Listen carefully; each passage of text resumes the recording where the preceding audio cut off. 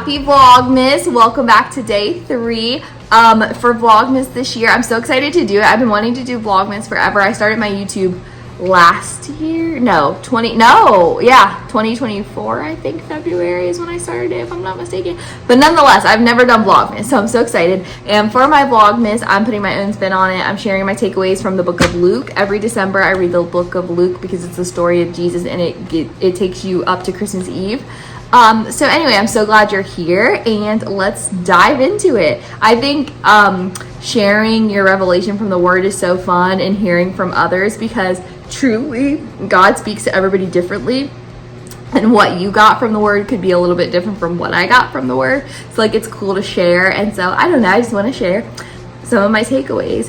But anyway, the first one is that God removes you to use you. Okay, he took John into the wilderness, and he gave a word to John while he was in the wilderness. Sometimes we think being in the wilderness is a consequence as a result of our actions, which sometimes the wilderness season is hard, but a lot of times God will take you out into the wilderness not as a punishment, because God, he's not a performance-based God.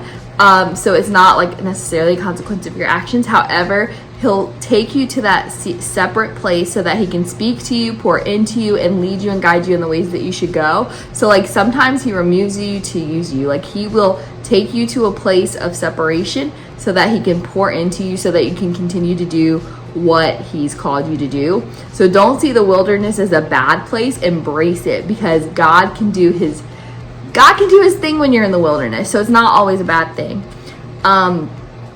Also, repentance. Repentance is confession paired with action. I'm not gonna lie, I'm not great in this area, and it's something that I'm truly working on as I grow my walk with Christ. But repentance is not just confession, it's confession paired with action.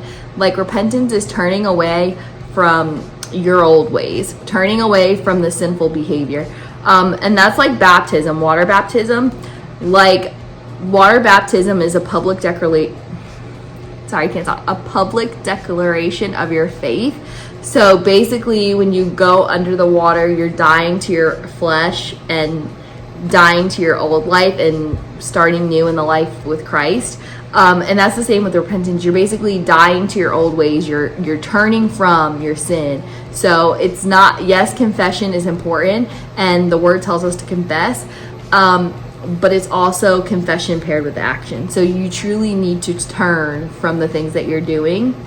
And another point is, John paved the way for Jesus. It says that John came before Jesus and like prepared the way. So like, be intentional, be mindful of your actions, because you never know who you're paving the way for. You never know who God is gonna put on your path. You never know who God is gonna use you to influence, to mentor, whatever the case may be. So be intentional, be mindful of all that you do. And that's not to say to be perfect, because no one's perfect.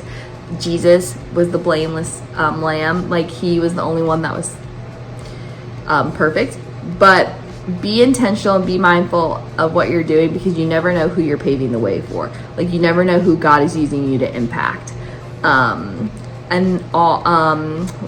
Lastly, two things. Sorry, I'm all over the place. I really truly want to have my points better organized, but like, I just start going and going and going. 2 more things. Be bold in your faith and stand firm in it, no matter the consequences. God did not give us a spirit of fear. So be bold and stand firm in your faith. It says that John rebuked a man that was in a high position of power, and then he ended up getting arrested for it.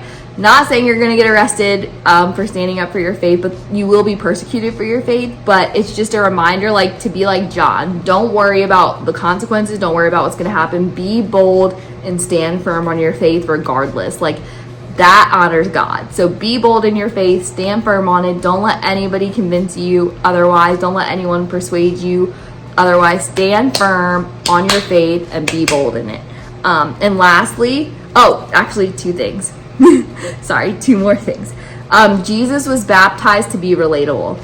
And that's an interesting take, because I was reading my Bible commentary and it was kind of speaking to this. but like Jesus truly went through everything that we went through so he could relate to us. So he could be like, I know what you're going through. I know it. I see you. I hear you. And let's walk through this together.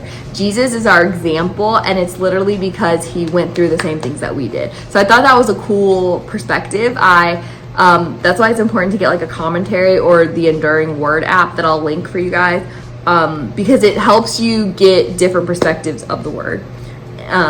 And then lastly, Jesus didn't start his ministry until he was in his 30s. I won't tell you how close I am to that, but nonetheless, it's never, I said this yesterday, it's never too late to be used by God. I want you to get that in your head. God will use you no matter how old, no matter how young. He will use you according to his plan and his purpose for your life. And don't get discouraged. I think with society, we feel like if we don't have a home, if we're not married, if we're not having kids by the time we're 20, in our late 20s, 30s, then we're failing. But that's not the case. God will use you no matter how old you were. A lot of the people, not a lot, but never mind, disregard that statement. But people in the Bible were older when they conceived kids, right? So like, it's not too late. Like Jesus didn't start ministry until he was 30, so he lived his whole life into his 30s and then started to minister. So like, it's not too late for God to use you for his purpose, and it's not too late for great big things to happen for you in your walk with Christ. Like, just be encouraged. If Jesus didn't start until he was 30, there's still time for you. So I hope that encouraged you. And yeah, I'll see you guys back tomorrow for day 4. Bye.